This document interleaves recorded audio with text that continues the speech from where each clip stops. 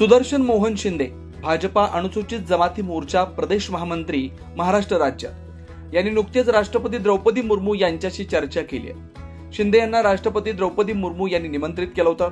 महाराष्ट्रातून किशोर काळकर, सुदर्शन शिंदे, राजश्री ज्ञानेश्वर काळे, विश्वनाथ जटाले, रमेश मावस्कर, प्रकाश गेडाम यांना महाराष्ट्रातील विविध आदिवासी घटकातील समस्यांसाठी नवी दिल्ली इथं दिनांक 21/7/2025 इथं निमंत्रित केलं होतं। आदिवासी समाजांना केंद्र सरकार व त्याच्या राज्याकडून कोणकोणत्या सुविधा मिळतात, अगर कसे याबाबत विचार विनिमय करून बैठक आयोजित करण्यात आली होती।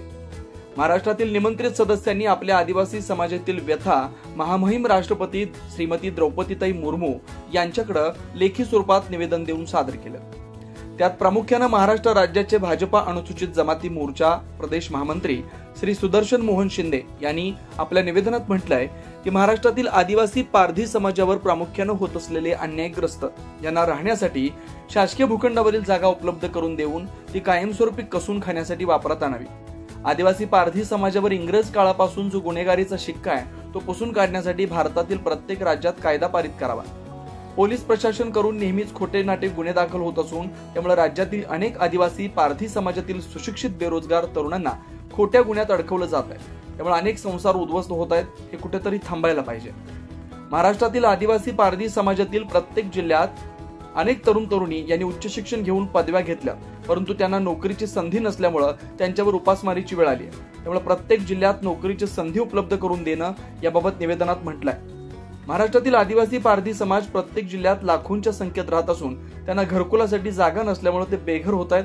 त्यासाठी राज्यातील प्रत्येक जिल्हाधिकारी यांना आदेशित करून आदिवासी पारधी समाजासाठी जागा उपलब्ध करून देऊन त्यांना हक्काचं घर मिळावं यासाठी प्रयत्न करण्याबाबत आदेश द्यावे।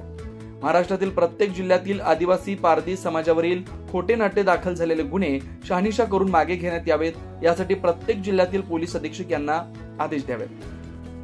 आदिवासी पारधी समाजासाठी स्वतंत्र आर्थिक महामंडळ स्थापन करण्यात यावं, त्यामुळे अनेक सुशिक्षित बेरोजगार यांना आर्थिक सहाय्य देऊन त्यांना मुख्य प्रवाहात आणण्यासाठी मोलाचं सहकार्य होईल।